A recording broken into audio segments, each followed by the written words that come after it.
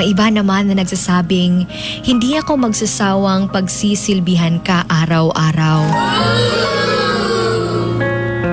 And naapod ng muingog, I don't know pero ang sarap mo lang talagang titigan.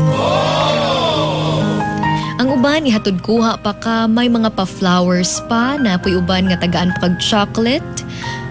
Lutuan pa jud ka. Grabe sa bakabanat og mga pick-up line kanang tao ka ba? Hindi, bagay tayo. Ang uban mag-effort jud na para ma-fall lang ka sa ilaha. Ug sa dihang ikaw mismo, kilig-kiligon sabdayon ka. That's why nalilito ka kung ano ang iyong paniniwalaan. Tungod kay, talira ka madalas mga pulo nga igo rapod ka gibinuangan.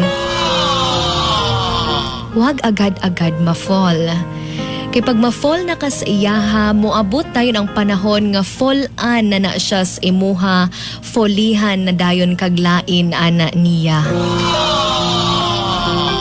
Ayaw pagdali, kay kung balihon ang dali, iladraba.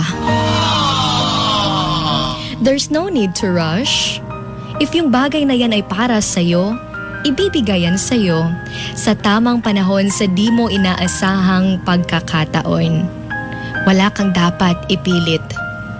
There's no delay in God's timing. If for you it is delay, but for Him, it is on time. There's a perfect time to find your perfect pair, ika nga. Actually, hindi mo naman kailangang hanapin eh. Darating yan ang kusa for you.